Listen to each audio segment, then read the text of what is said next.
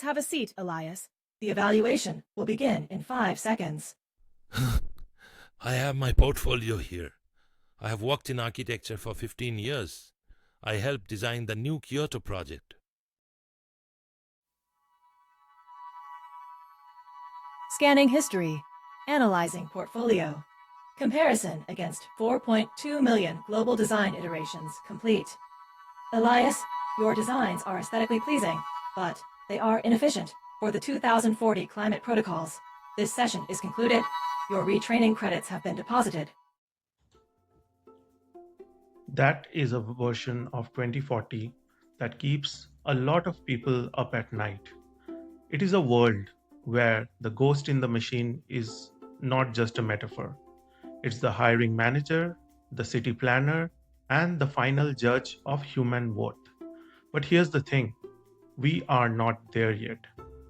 We are currently standing at the most significant pivot point in human history since we first harnessed fire. Welcome to the series premiere of The Horizon Shift. I'm your host, Abhishek Roy. We are living through an era where the line between tool and thought is continuously blurring. Over the course of this series, we are not just going to look at headlines, we are also going to trace the arc of our collective future. Across this season, we will confront some big anxieties. We will ask if AI is truly coming for our jobs and every paycheck, or if it's just taking the machine out of the human. We will untangle the ethics of the neural math that can be deeply prejudiced. We will follow trillions of dollars flowing into Silicon Valley to see what is a genuine breakthrough and what is just a glittering temporary bubble. And eventually, we will look past our screens to a world where technology disappears into our very clothes and perhaps into our minds.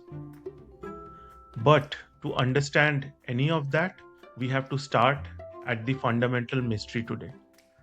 In this very first episode, we are peeling back the plastic casing of the world's most powerful technology. We are going to talk about the black box. I will explain why we have moved away from recipes to a world full of million digital light bulbs, and why the very engineers who created these systems can no longer tell you exactly why they make the decisions that they do. We are going to find out what happens to the world when the code stops being a list of instructions and starts becoming a mind. To understand where we are going, we have to understand how much the rules of the world has changed. For the last 50 years, computer science was simply like a cookbook. If you wanted the computer to bake a cake, you had to write down every single step. For example, if sugar is present as part of the recipe, then add 2 spoons. If oven is at 180 degrees Celsius, then put the pan in. But today, we have stopped writing recipes. Instead, we are building something known as neural networks. To visualize a neural network, I want you to imagine a massive dark room filled with 1 million light bulbs. Each light bulb is connected to the next by a wire, and every single of these wires has a dimmer switch associated with it. These switches control how much electricity or information flows from one bulb to the next. Now, when we want this brain to identify a cat, we do not give it a definition. Contrary to how we used to program earlier, we don't tell it that a cat is supposed to have whiskers, a cat is supposed to have fur, a cat is supposed to have a tail. Instead, what we do is we feed a digital image of the cat to the very first row of the bulbs. The electricity flows through the network, lighting up the bulbs at random. And at the very end of the room, there are 2 exit signs. One says this is a cat, the other says this is not a cat. The first time we try this process, the not a cat sign lights up. So the machine is wrong. In this case, what we do is we use an algorithm to go back through the room and slightly turn the dimmer switches of all these million bulbs, adjusting them by just a fraction of a degree so that the cat side lines up more brightly next time. We do this million of times. Cat, not cat. Cat, not a cat. Cat, not a cat. Eventually, the machine is perfect. It identifies a cat every single time. But here is the black box. Once this machine is trained, a human engineer can walk into that very room and look at a specific dimmer switch. Let's call it switch number 45210.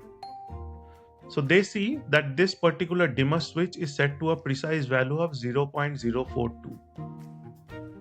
So they see the number, they see the setting.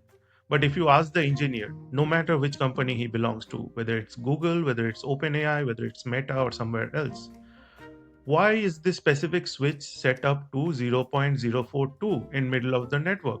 What does this specific value contribute to the final answer? They have no answer. To a human mind, 0.042 is just a decimal number. But to a machine, it is a vital part of the pattern that we cannot see. So now the creators have become the observer. We have traded understanding for capability. This lack of transparency leads us to a massive uncomfortable question. If we don't know why a specific switch is set at 0.042, can we really trust this machine to decide the trajectory of our lives? Think back of Elias in our opening scene. He was rejected by a system that deemed him inefficient. But inside the black box, inefficiency could be a mask for something much more flawed. You see, when a AI screens a million resumes, it isn't looking for the talent in a way a human mentor or a human resource does. It is looking for statistical correlations. It might notice that over the period of last 10 years, the architects who have stayed longest at a firm happens to use a very specific obscure font on their CVs. Or maybe they all used to play the same sport in a college. To AI, this font or this hobby suddenly becomes a signal for success. It begins to secretly prioritize, for example, Helvetica users while tossing out brilliant portfolios into digital trash. Because it's a black box, the humans in charge, in this case, the human resource department or the talent acquisition department, never sees the bias hidden in the math. What they just see is a top list of resumes or top candidate list, which the machine has assumed as a genius and is producing. They mistake pattern matching for wisdom. But this leads us to the second and perhaps more urgent trust gap. If we can't see what's inside the box, how do we know if there is actually a ghost in the machine at all? Welcome to the $1 trillion mirage. Every week, another company announces that they are pivoting to AI. We have seen established firms, companies that make vacuum cleaners or manage payroll, suddenly rebranding them as AI first entities. It's a corporate version of a midlife crisis. The stock prices jumps, investors scramble, and it feels like gold rush. Now take the pivot examples. We recently saw a beverage company announce that they were using AI to identify the next big flavor profile. Or a real estate firm which is claiming that an AI driven algorithm was picking the best zip codes for investment. But when you pull back the curtain, often you will see that AI is just a standard statistical model that we have been using for decades. Now it is just dressed up in a tuxedo for the shareholders. Then there is the darker side, which is known as AI washing. This is when the intelligence isn't artificial at all. It is just humans in a different time zone.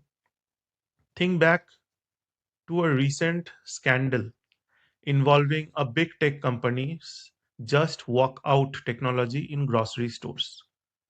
The marketing suggested sophistical computer vision where AI cameras track your every move and accordingly charge your credit card automatically when you pick up substances or products from the grocery store and walk out.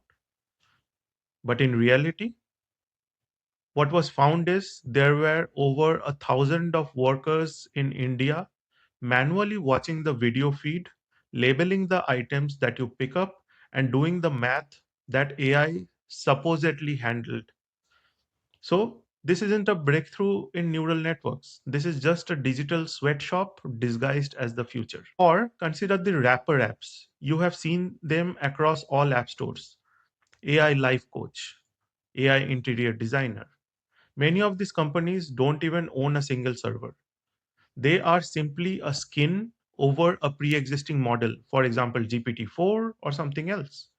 They are charging you $20 a month for service that is essentially being a middleman. Now comes the bigger question. We have seen this movie before. In 1999, during the peak of the dot com bubble, all the companies started adding dot com to their names just to watch their valuation double overnight. Even if they sold pet foods, socks, toothbrush, doesn't matter. You would remember a company known as Zap.com, which was actually a fish oil company. They decided to pivot to the internet. Suddenly, their stock prices soared because of the name change, but there was no actual product change. So, how do you tell the difference between the noise and the signal? It comes down to the actual utility. A bubble is a company that promises a digital god, but instead delivers a simple chatbot that can't even tell you the weather of your location without hallucinating. However, if we talk about the revolution, that is the AI that can predict the complex folding of protein to create new medicines to create cure a disease, something that would take human beings at least 1,000 of years to calculate. That is truly revolutionary AI that we are aiming for. Now, coming over to the mirage, the market might crash. We all talk about the AI bubble, when the bubble is going to break, right? So the market might crash.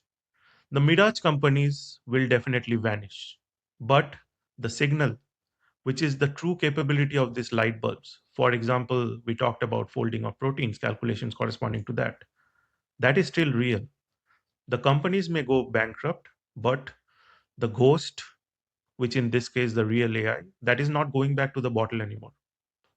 The question is, who will be left standing when all this sand clears?